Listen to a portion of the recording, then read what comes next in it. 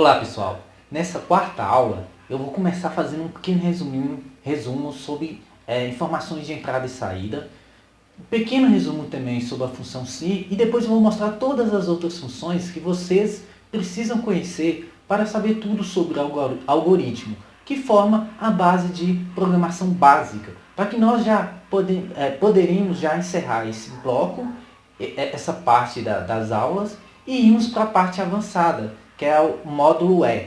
Nesse módulo, nós vamos ver verdadeiramente como funciona um programa, um aplicativo. E vamos usar nele todo esse conhecimento que adquirimos nessa aula de programação básica. Então, muita atenção a essa aula e treine bastante todos os exercícios. Além dos que eu passei na plataforma, temos também os que eu passei nessas videoaulas, ou que eu vou passar nessas videoaulas, e também tem outros muitos exercícios que você consegue na internet. Então o segredo de tudo é treinar bastante. Então eu desejo muita boa sorte, muito boa aula, essa aula é um pouquinho mais longa, tá? E muito importante. Então, boa aula para todos. Lógica de programação e algoritmos. Vamos lá. Todo programa que você cria, ele tem que ter, obrigatoriamente, comandos de entrada e saída. Tá bom? Por quê?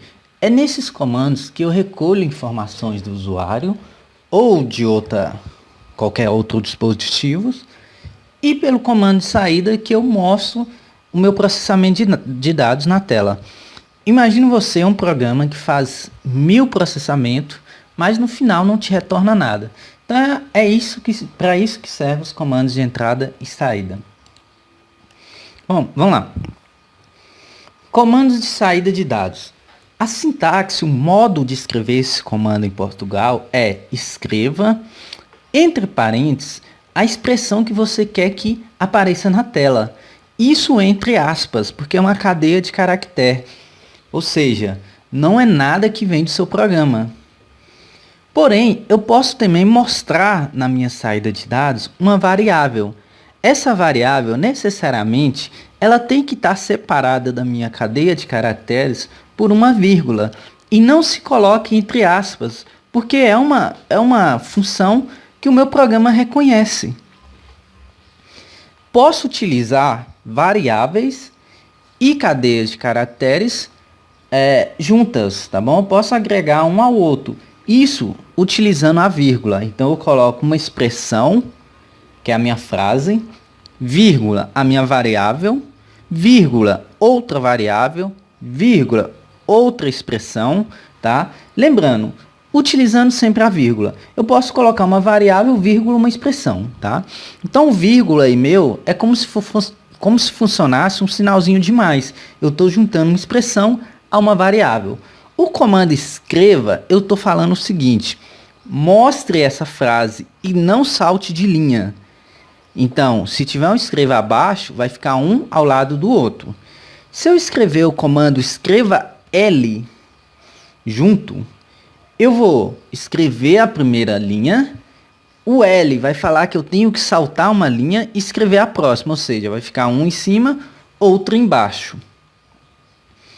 Os meus comandos de entrada, onde eu recolho informação do usuário, é o comando leia. E necessariamente você vai ler uma informação. Essa informação ela vai ter que ser atribuída a uma variável. Então o comando leia, ele pega o dado que você entrou e atribui essa variável. Por exemplo, leia o nome de uma pessoa. Então, o nome que você digitar lá, Juca, esse nome vai ser atribuído a essa variável que eu estou lendo nesse momento. Primeiro exemplo, o exercício 1.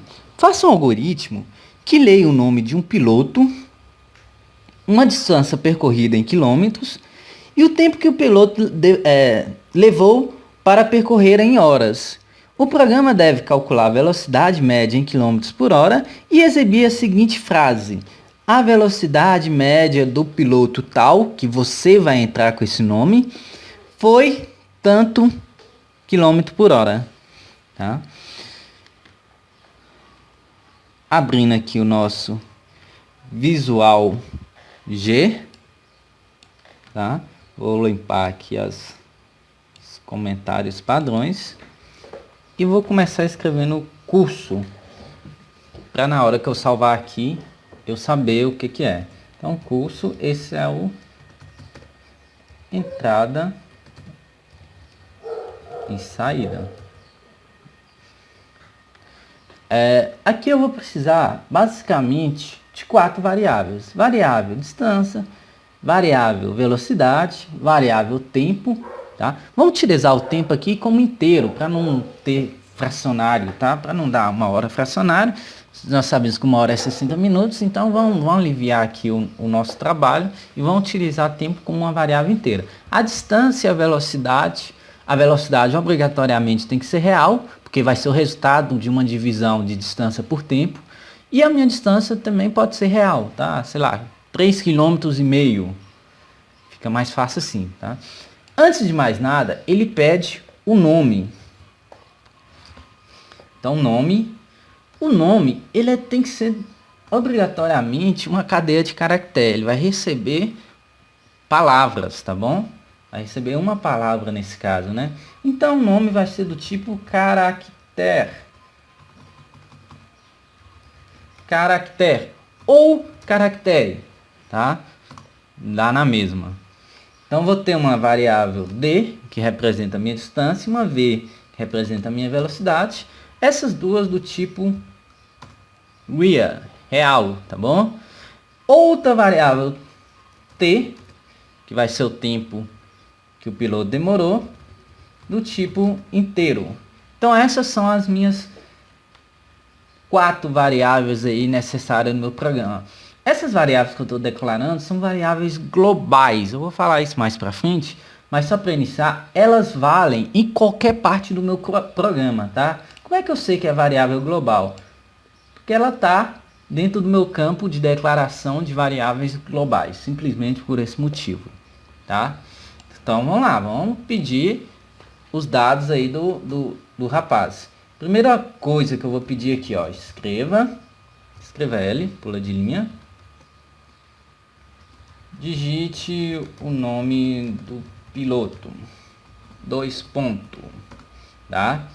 Leia. Pessoal, se eu estou pedindo para ele entrar com o nome do piloto, qual a variável que vai receber esse nome?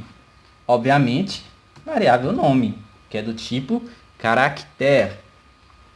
Ótimo. Escreva L. Esse piloto, ele vai percorrer uma distância e um tempo. Então, digite a distância percorrida em quilômetros. Vamos deixar aqui bem claro, tá bom? E leia distância, minha variável d. Escreva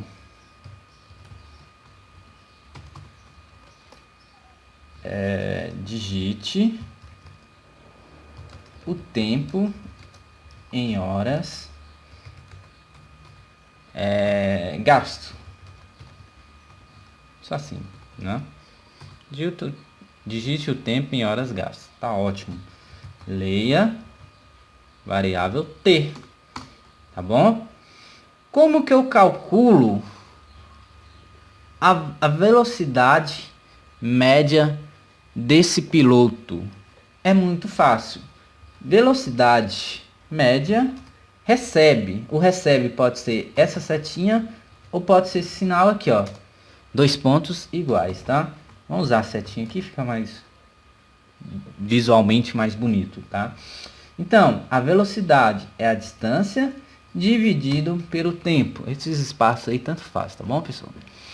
Distância pelo tempo. E, obviamente, se eu pedir todos os dados, eu também posso retornar informações. E lá no exercício, ele pede que eu retorne essas informações de uma maneira específica. Ou seja, a velocidade média do piloto foi... eu exibo o nome do piloto e depois a velocidade média.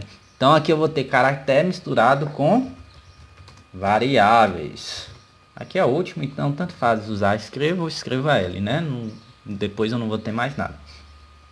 Então vamos lá, como é que ele quer? A velocidade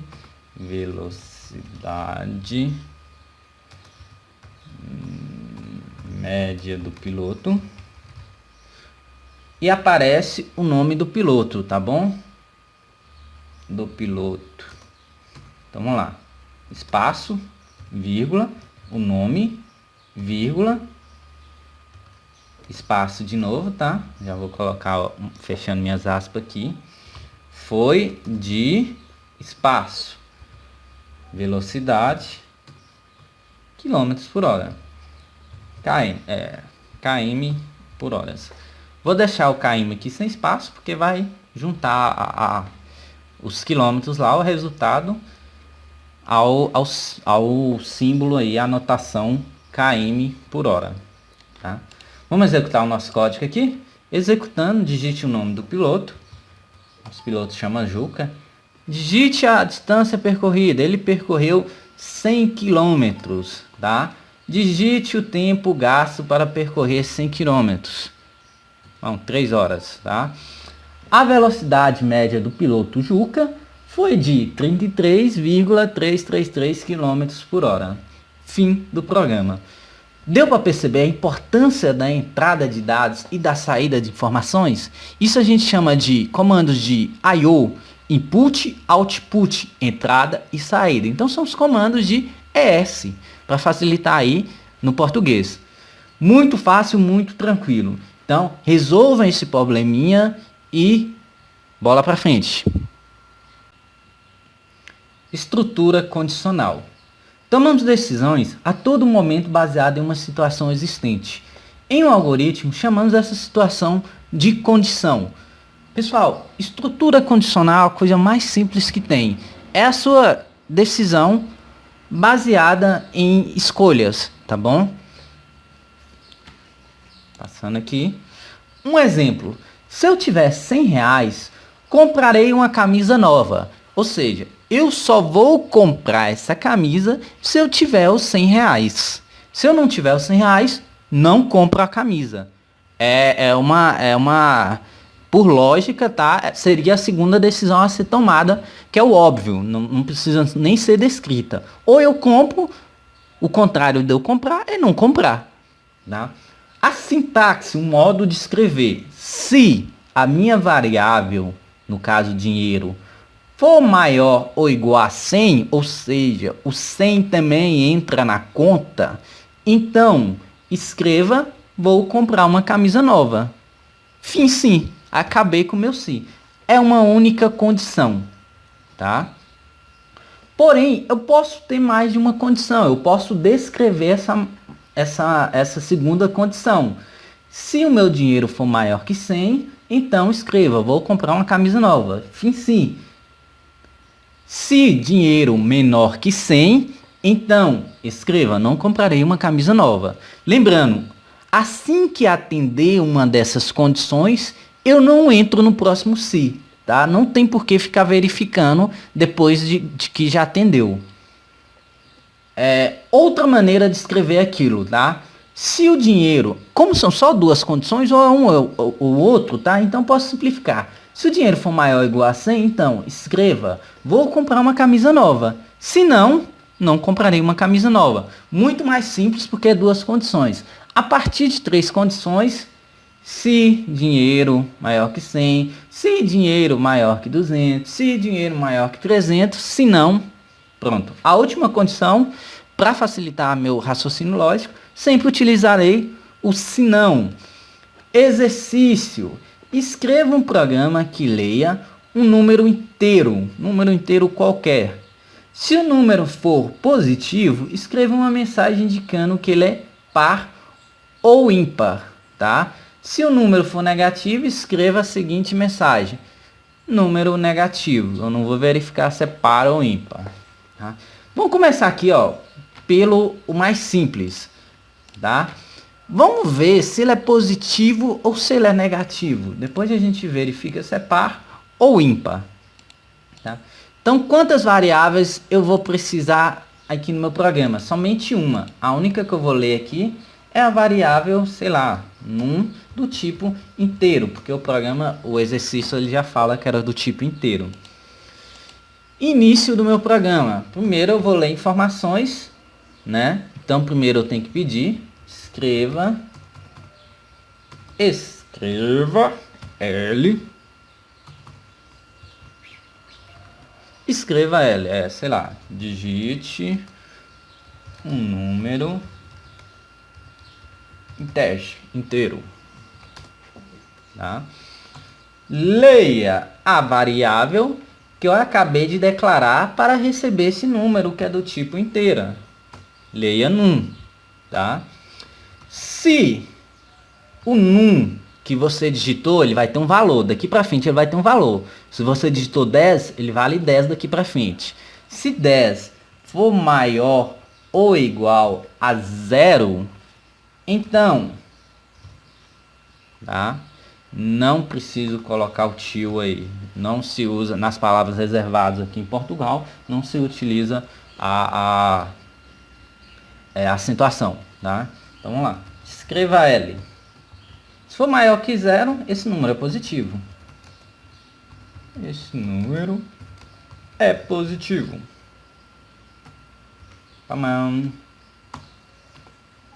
Se entrar aqui, finaliza o programa, tá? Ele pula para a linha imediatamente abaixo, que não seja outro se.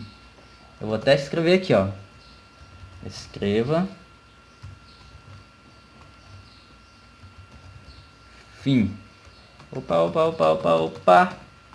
Escreva fim, tá? Só para vocês terem uma ideia que ele não vai ficar verificando coisa que ele não é necessário, tá? Mas espera aí. Tá, o meu programa ele verifica se é positivo. Digite o número inteiro, 12. 12 é um número positivo, executou esse bloco de comando, que é o meu bloco condicional, e depois que executou ele escreve a linha imediatamente abaixo do fim si. Mas aqui, professor, o que acontece se eu digitar um número negativo? Ele não entra na minha condição, tá? Ele não executa isso e imediatamente executa o de baixo. Ou seja, o meu programa ele está pela metade. Então eu posso falar o seguinte: se o num for menor que 0, pessoal, presta atenção. Se 0 já entra na condição de cima, não pode entrar nessa condição. Então, eu gosto de indentar meu código para ficar bem organizado e depois ficar mais fácil de encontrar erros, tá? Então eu coloco tudo alinhadinho. Vocês podem ver que o início aqui, ó, tá alinhado com o fim. O escrevo, leia bem alinhadinho. O se, já que isso aqui, ó, escreva, tá dentro desse comando se, eu coloco com tab, com espaço a mais, tá bom? E o fim sim alinhado com si. O se, ele vem imediatamente após, então ele também fica alinhado com esse comando se. Se ele tivesse dentro do outro se, eu empurraria ele para o lado, tá? Escreva. Esse número é negativo. Esse número é nega. Esse número é nega, tá? Já que eu abri um se, eu tenho que fim se. Para cada bloco de comando executado que você abre, você tem que fechar. Digite um número inteiro. Menos 5 é um número inteiro e esse número é negativo, tá? Outra coisa, o meu programa original, ele pede que eu verifique se esse número, se ele for positivo, verifique se ele é par ou ímpar, tá? Antes de mais nada, eu vou fazer isso aqui, ó. Já que o meu programa ele tem apenas duas condições, eu posso usar o comando se não, ou um ou outro, tá? E eu fecho o finzinho aqui, tá? Ou um ou outro, não tem uma terceira opção. Então executando 4 é um número positivo, executando menos 4 é um número negativo, executando 0 é um número positivo. Bom, vamos colocar uma terceira condição aqui para vocês verem como é que funciona o se.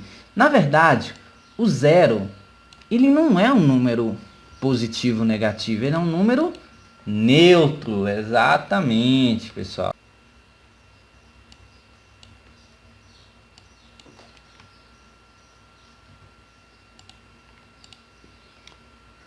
Pessoal, para um se de 3 condições, é muito simples. Eu declaro a primeira condição, segunda condição, quarta condição ou as centenas de milhares de condições que você necessita no seu programa.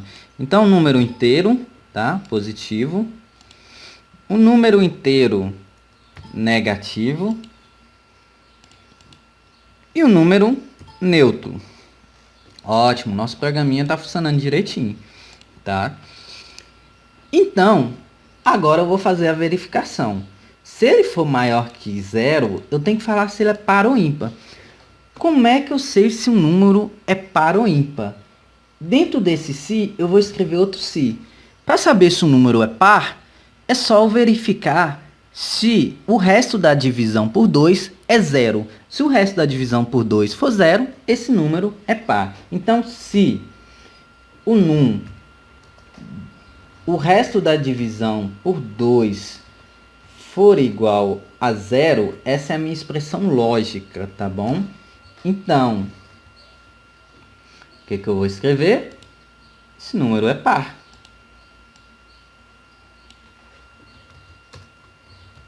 Par. Número par. Então tá, número par. Obviamente, se não for, se não, só pode ser número ímpar. Vou colocar indentado aqui, bonitinho, tá?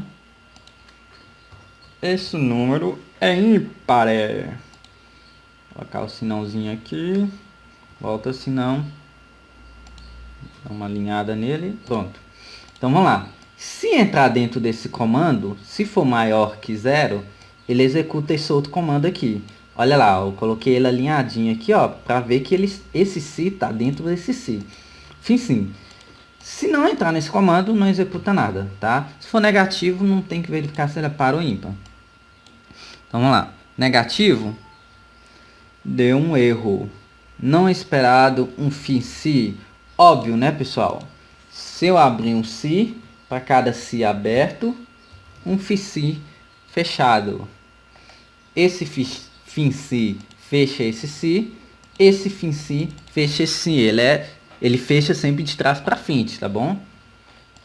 Isso aí gera muito erro aí para quem é mais principiante. Então, número negativo não entra no meu cálculo. Número positivo entra no meu cálculo, ele é par, tá? Número positivo entra no meu cálculo, ele é par. Bacana. Ele não é par não, meu querido, ele é ímpar. Então, número negativo ou número inteiro positivo ímpar. Então, vocês acabaram de criar um novo programinha. É isso aí, galera. Parabéns aí para quem já fez o teste aí, para quem já colocou esse algoritmo para rodar no Visual G. Para quem ainda não fez, junto aí do vídeo, mão à obra aí. E um grande abraço para todos. Comando escolha caso. O escolha caso, na verdade, é uma alternativa para quando você quiser simplificar o se. Por exemplo, eu tenho um se lá que tem 10 condições. Talvez o melhor seja escolher o escolha caso. A diferença é que o se você pode determinar um espaço entre um número e o outro, e o escolha caso ele escolhe apenas um número, uma variável ou um caractere qualquer, tá bom? Ele simplifica muito o trabalho da gente. Então, às vezes, é muito mais fácil você escolher o escolha caso como estrutura condicional, tá? De múltipla escolha, do que fazer vários se não e assim por diante. Então, essa é a alternativa mais fácil. Vejamos o programa abaixo aqui, que é o programa da calculadora, tá? Abaixo não, né? Vamos ver aqui. Não ESC. Pessoal, vejamos esse programa. Eu tenho duas variáveis, é um programa calculadora, tá? Talvez você queira fazer um programinha que não só some, ou não só subtraia, ou multiplique, ou divide. Você queira fazer um programinha que faça todas essas funções de uma só vez. Esse programinha aqui faz isso. Ele recebe dois números do tipo real, tá? Poderia ou não declarar na mesma linha. Uma operação, que é o símbolo, o caractere, ou mais, ou menos, ou multiplicação, ou barra, tá?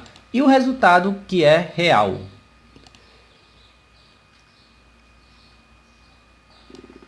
Então eu peço ele para digitar o primeiro número, leio esse primeiro número, o caractere da operação, tá? Que ele quer digitar.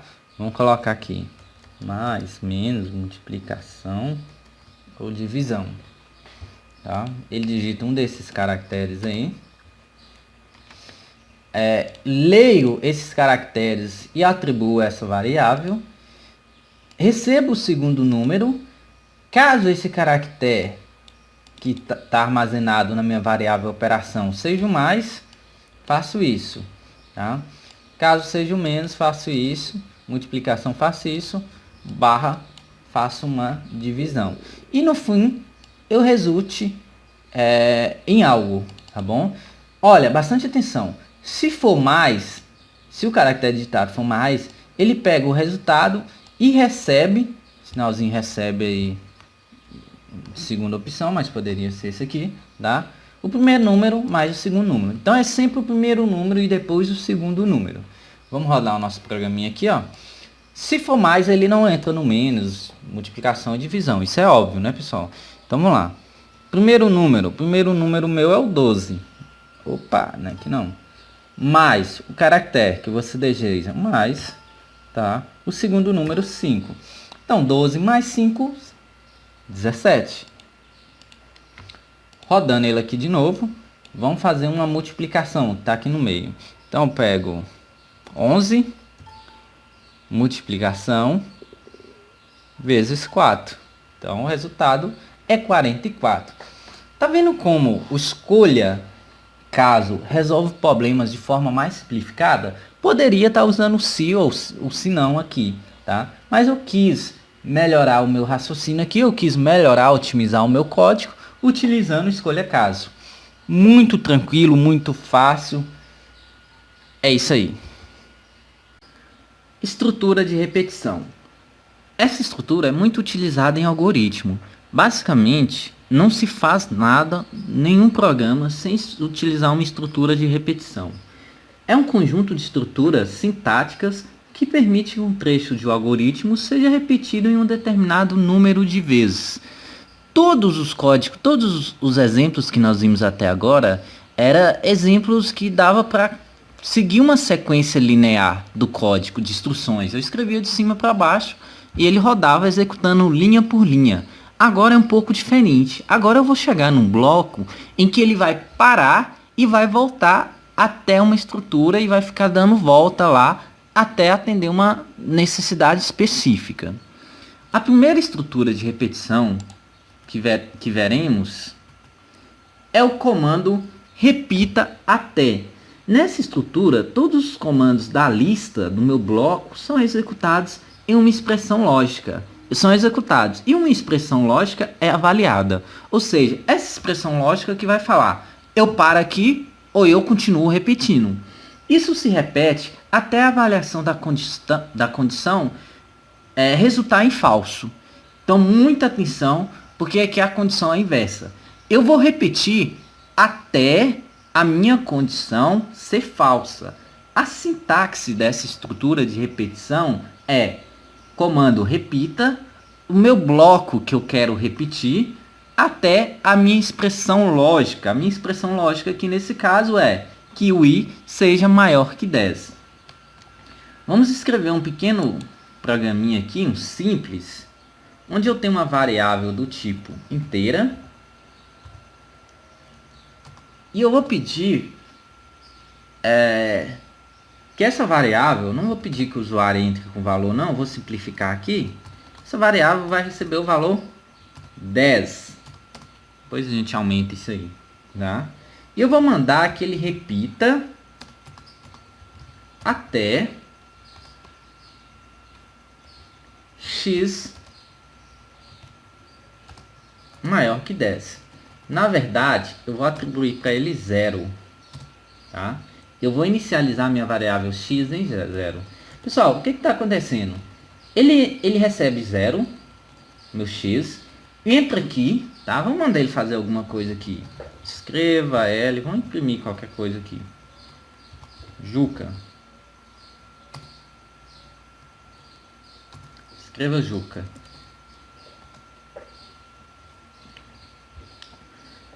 Se minha variável entrar com valor 0, ele já entra, imprime a primeira vez sem fazer teste nenhum. Ou seja, é garantido já que Juca será impresso na tela pelo menos uma vez. Aí depois de imprimir Juca, ele vai e faz o teste lógico. A variável 0 é maior que 10? Ele vai falar não. Já que essa afirmação é falsa, ele entra de novo no meu laço repita, imprime Juca de novo. Minha variável continua sendo 0. 0 é maior que 10? Não. Então ele vai repetir. Esse é o primeiro conceito que nós temos de loop infinito. Muito cuidado com isso. O que vai acontecer? Vamos executar o nosso programinha. Ele vai falar aqui que tem um erro, né? O até não tem acentuação. Vamos consertar o meu erro aqui. Olha o que aconteceu. Ele está imprimindo Juca. Infinitamente. Isso aqui não vai parar nunca. Vai parar até encher sua memória, o seu CPU, por medida de segurança, de ligar o seu computador. Então vamos fechar isso aqui. Vamos mandar parar. Senão ele vai continuar executando aqui. Tá? E vamos acrescentar algum valor à nossa variável. Vamos falar que a nossa variável x vai receber o valor de x, o valor que ela já tinha, mais 1. Ou seja, nós estamos fazendo uma incrementação. Nós estamos incrementando o valor de x para que ele mude de 1 em 1 até a minha expressão lógica ser atendida.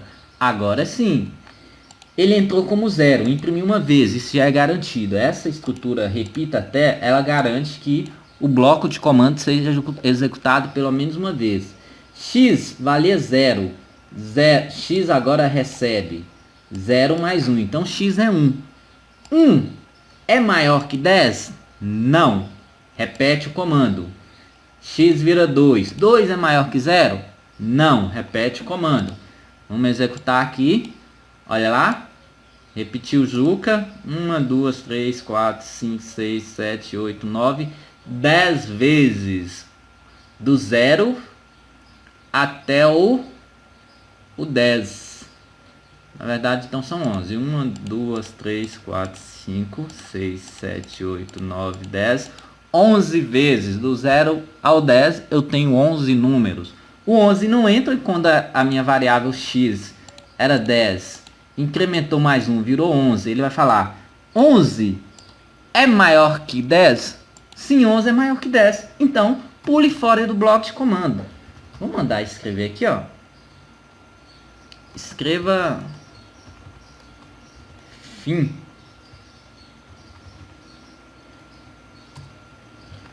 Agora nós vamos ver ele saindo do bloco de comando. Olha lá, executou todos os 11 Juca e pulou para fora e executou a próxima linha no meu bloco de repetição. Então, assim que é atendida a condição, assim que ele retorna falso, ele pula para a próxima linha. É muito simples a estrutura de repetição, tá? Nós vamos usar isso o tempo inteiro. Vamos pensar em exercícios mais complexos, mas vamos ver as outras estruturas de repetição. Por enquanto, ficamos apenas com o repita até. Estrutura de repetição utilizando o comando enquanto faça. Na estrutura enquanto faça, a expressão lógica é avaliada e, se ela for verdadeira, olha quanta diferença que nós temos aqui. A lista de comando é executada. Isso se repete até a condição for falsa. Então aqui no comando enquanto faça é diferente do repita até. Por quê? Aqui primeiro eu testo e vejo se é verdadeiro. Se for verdadeiro, eu entro no laço, no meu bloco de comandos. Opa! A sintaxe dessa estrutura de repetição. Enquanto o meu teste lógico, que é a minha condição, faça o meu bloco de comando e fim enquanto. Para cada enquanto que você abrir, fim enquanto. Vejamos aqui a diferença entre o enquanto e a diferença do repita. O enquanto, não está alinhadinho aqui, mas dá para ver. O enquanto primeiro faz o teste, executa um bloco, fim enquanto. O repita, executa e depois faz o teste. Aqui eu repito enquanto for verdadeiro. Aqui eu repito enquanto a expressão for falsa. Minha expressão aqui é verdadeira e aqui tem que ser falsa. Vamos lá. Utilizando nosso último probleminha aqui, nós vamos fazer utilizando o enquanto. Tá? Vamos executar aqui o repita até o 10. E vocês vão lembrar que ele imprimiu aqui na tela Juca 11 vezes. Porque a primeira já é automática. Tá bom? Vamos mudar isso para enquanto. Enquanto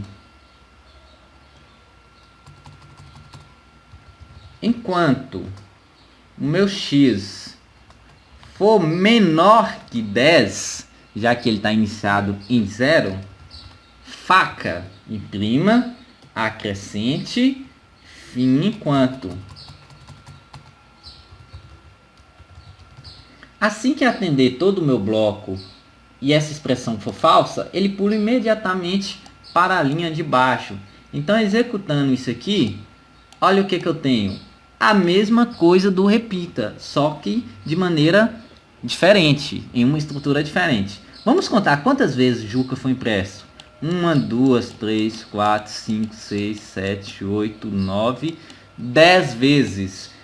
Vamos fazer o teste? Entrou como 0. 0 é menor que 10? Sim, imprime, acrescentou, virou 1. 1 é menor que 10? Sim, imprime, acrescentou, virou 2. 2 é menor que 10? Imprime e depois acrescenta. Só aqui já foram 3 vezes. A diferença aqui é que eu só imprimo depois de fazer um teste, que é o contrário do repita. O repita primeiro imprime e depois faz um teste. Muito simples, muito fácil. Essa estrutura vai ser muito utilizada. Eu gosto de utilizar principalmente quando eu quero imprimir um menu. Eu faço um menu lá onde o usuário escolhe a opção que ele deseja acessar. Então eu utilizo muito enquanto. Guardem isso aí na memória. Bastante atenção no próximo comando. Estrutura de repetição utilizando o comando para faça. Esse é um dos meus comandos preferidos em algoritmo, porque aqui eu consigo delimitar o meu intervalo, onde eu quero que aquele bloco de comando seja repetido. A estrutura para faça é uma estrutura de repetição mais completa que as anteriores, pois ela incorpora a inicialização, incremento, o teste de valor final da variável de controle. Isso tudo em uma única expressão lógica. Vamos ver como é a sintaxe dessa estrutura de repetição para faça. Olha lá, para minha variável i de 1 até 5, não preciso inicializar minha variável. A minha variável já está sendo inicializada nesse exato momento, onde eu falo que i recebe o valor de 1 e vai até 5. Tá? Passo 1, faça. Quer dizer, passo 1, ele está incrementando de 1 em 1. Então, eu vou fazer isso, esse bloquinho aqui do meio, até o meu valor chegar em 5. O meu valor da minha variável chegar em 5. E sempre incrementando de 1 em 1. Primeiro eu faço e eu incremento exatamente aqui nessa linha. Então, vamos lá. I recebe 0. Ou melhor, I recebe 1 nesse exato momento.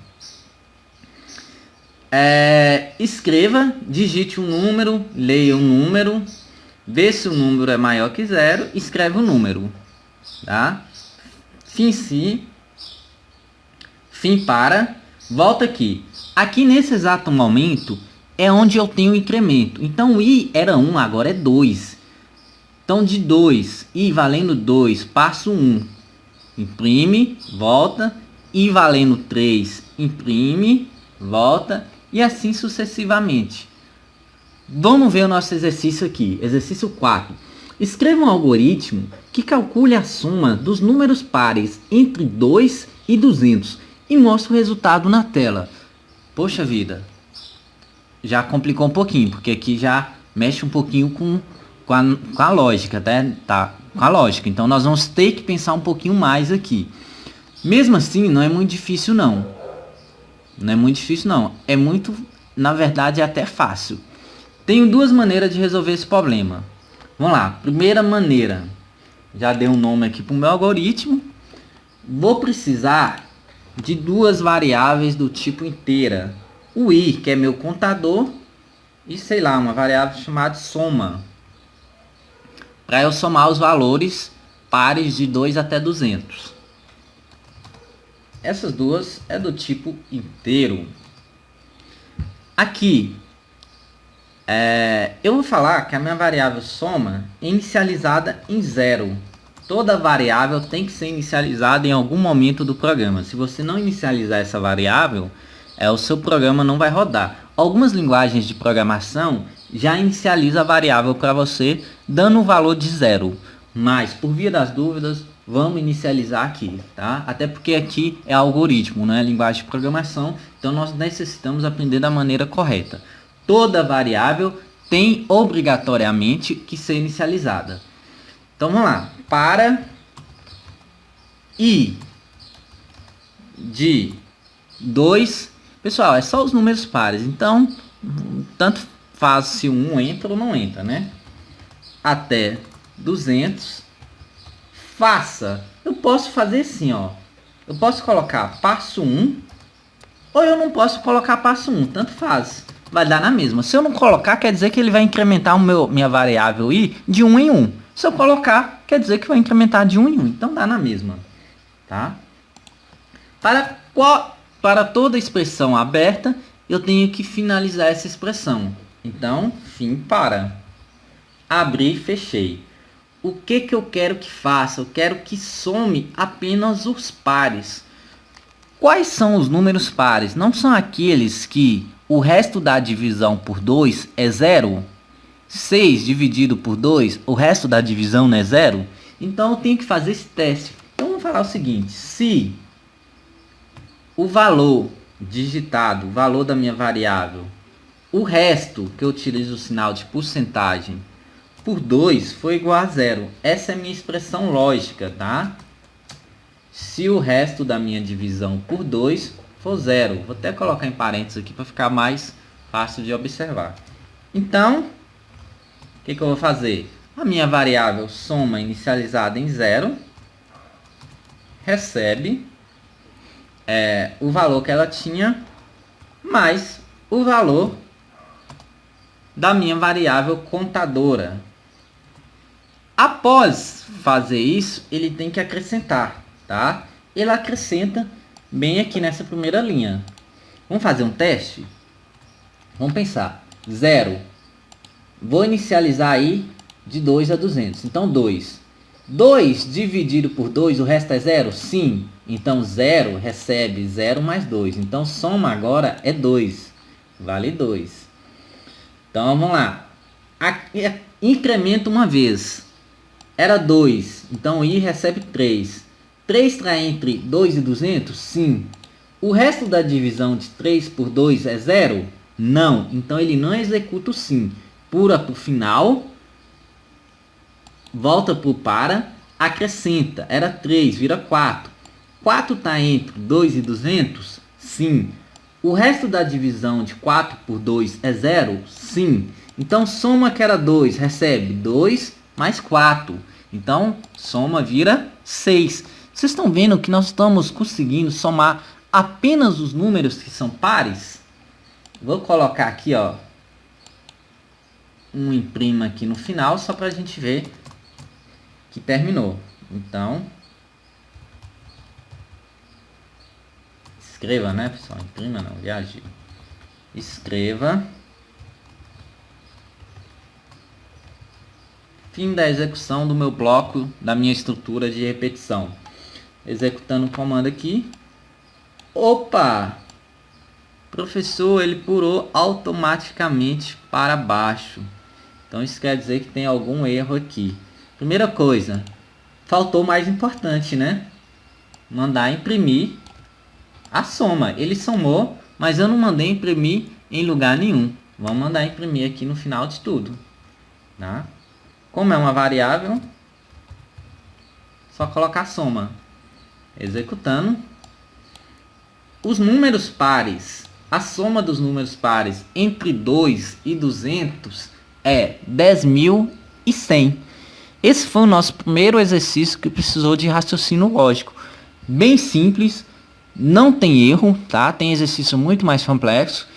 E com certeza nas listas de exercício aí vocês vão achar alguns aí que vai necessitar de vocês um pouquinho mais de paciência. Vocês vão ter que quebrar a cabeça para resolver. Então essa é a nossa estrutura de repetição para faça. Professor, você disse que existe uma segunda maneira de fazer. E tem uma maneira mais fácil. Obviamente que eu não ia ensinar direto a maneira mais fácil. Mas em vez de fazer esse teste aqui para ver se ele é par, é só mandar ele incrementar de 2 em 2. Então, passo 2. Então, olha, i inicializa em 2. 0 mais 2, 2. Então, soma é 2. Volta aqui, i era 2, só que é passo 2. Agora ele pula para 4. Então, 4 recebe 2. Vamos ver se dá o mesmo resultado? O mesmo resultado, pessoal. Uma segunda forma de fazer a mesma coisa, utilizando um raciocínio diferente. Eu preferi da forma mais complexa primeiro, porque esse passo 2, ele não é comum em todas as linguagens de programação, tá? Posso fazer incremento de 2 em 2, mas eu prefiro a forma mais pensada. Aquela seria a forma mais pensada de fazer o exercício. Então é isso aí. Essa é a nossa estrutura de repetição para faça. Variáveis indexadas unidimensionais ou vetores. Eu prefiro utilizar o nome de vetores. Em programação a gente utiliza o termo arrays unidimensionais, tá? Mas é a mesma coisa. Variáveis indexadas com uma única dimensão, também conhecida como vetores, são referenciadas por um único índice. A declaração de vetores é dada pelo nome do seu vetor, o tipo, que é vetor, o tamanho da dimensão do seu vetor e o tipo de informações que vão comportar dentro do seu vetor. Ou seja, esse é um vetor de idade que tem 5 posições, posição 1, 2, 3, 4 e 5, e ela comporta valores de números inteiros. Isso aí corresponde a 5 variáveis. Isso eu consigo utilizar muito a economia de processamento, já que eu não declaro uma variável para cada valor adicionado. Então aí eu posso utilizar apenas uma variável, que é o meu vetor, para comportar vários valores. Escreva um algoritmo que lê um vetor de 10 posições e escreva. Ordene a seguir os elementos do vetor em ordem crescente e escreva novamente o vetor na tela. É muito simples. Aqui ele quer receber os dados de um vetor de 10 posições. Ordene esse vetor, então é um vetor numérico, tá bom? Em ordem crescente, do menor para o maior. E depois mostre na tela novamente. Vamos aqui para o Visual G. Eu já tenho ele escrito aqui.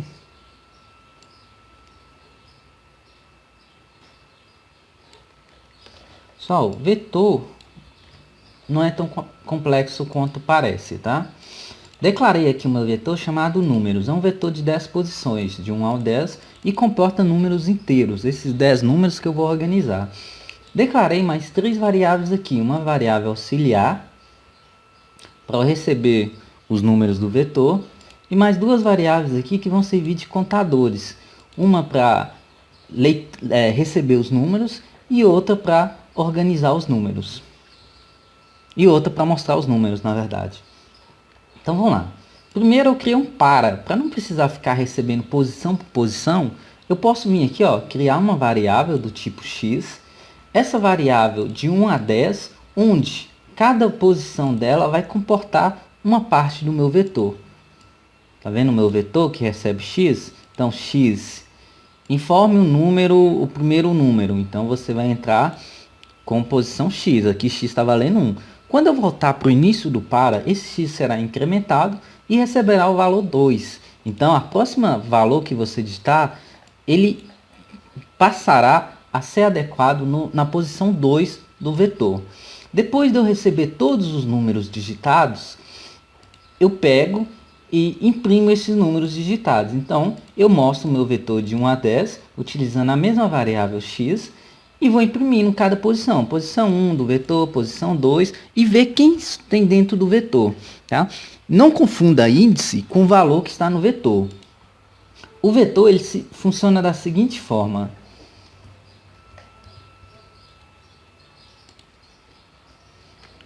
Um vetor,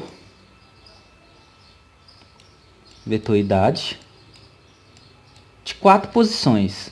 Esse aqui é o índice 1, 2, 3 e 4. Aqui em Portugal, ele referencia o índice 1 como a primeira posição do meu vetor. Então, eu posso colocar aqui o valor 3, aqui o valor 7, aqui o valor 1 e aqui o valor 2. Tá? Então, preenchi o meu valor com 4 índices de 4 posições com 4 números inteiros. Então, não confunda o que é índice e o que é valor. Bom, aqui eu preciso de 2 para, porque eu vou reorganizar o meu índice, tá? Então, vamos lá. De 1 a 10, eu vou entrar, se esse número, o primeiro número do meu vetor, for maior que o próximo número, eu atribuo ele a uma variável auxiliar e reorganizo os meus números, onde o meu valor auxiliar vai receber o próximo índice. Complemento, faço esse laço até sair e ir para o laço de fora. Assim eu vou comparando variável por variável e consigo colocar ele na ordem correta. Depois dele todo ordenado, eu venho aqui e imprimo novamente. Índice 1, 2, 3, agora de forma ordenada. Então vamos lá? Executar ele aqui. O primeiro número, 7, 4, 1, 0, 3, 8, 5, 2, 9, 6 e 3. Então primeiro eu mostro na mesma ordem que foi atribuído. 7, 4, 1, esse é o meu vetor original. E depois o meu vetor ordenado em ordem crescente. Muito simples, esse é um vetor de ordenação. Pode ser aí para nomes em ordem alfabética. E eu posso usar vetores para muitas outras coisas. Variáveis indexadas bidimensionais ou matrizes, como eu gosto de utilizar o termo, arrays multidimensionais, ou seja, com mais de uma dimensão. Variáveis indexadas com 2 dimensões, também conhecida como matrizes, são referenciadas por 2 índices, cada qual começando por 1. É muito semelhante a vetores. Eu faço a mesma declaração, porém agora eu vou utilizar mais de uma dimensão. Se no vetor eu só tinha o valor de 1 a 2 representado por uma linha, aqui eu vou ter o valor de 1 a 2, que eu consigo representar 2 colunas, com mais 3 linhas. Esse vetor, ele se chama pessoa, é do tipo vetor e recebe valores do tipo caractere. A declaração, essa declaração, ela corresponde a 6 variáveis, como se fosse 6 variáveis. Eu tenho 6 posições. Então, tem a posição lá, pessoa 1, pessoa 2, 1, 1, 3, 2, 1, 2, 2 e 2, 3. Fazendo o desenho desse array aqui, nessa matriz, eu teria isso aqui, ó. O meu vetor, ele tem 2 linhas e 3 colunas.